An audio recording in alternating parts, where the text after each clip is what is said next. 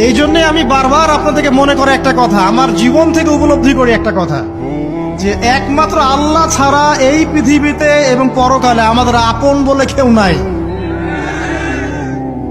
বাকি সবাই সবার স্বার্থের জন্য আছে। মানুষ মানুষের অবস্থানকেই মূল্যায়ন করে, মানুষ মানুষের অবস্থানকেই মূল্যায়ন করে। আল্লাহ রাব্বুল আলামিন আপনার ভিতরটাকে ভালোবাসেন। দেখেন, আপনি যখন নামাজ পড়েন নাই, আল্লাহ পাক কিন্তু আপনাকে ধ্বংস করে দেন নাই। আল্লাহ পরম করুণাময় আপনাকে হেদায়েত দিয়ে নামাজি বানিয়ে দিয়েছেন। জীবন অনেক পাপ করেছেন, ইনস্ট্যান্ট আল্লাহ পাক শাস্তি দিতে পারতেন, আল্লাহ পাক দেন নাই। আল্লাহ আপনাকে ভালোবাসেন, আল্লাহ আমাকে ভালোবাসেন। আল্লাহ পাকের এই ভালোবাসার ঋণটা শোধ করার জন্য হলেও নামাজি হয়ে যান,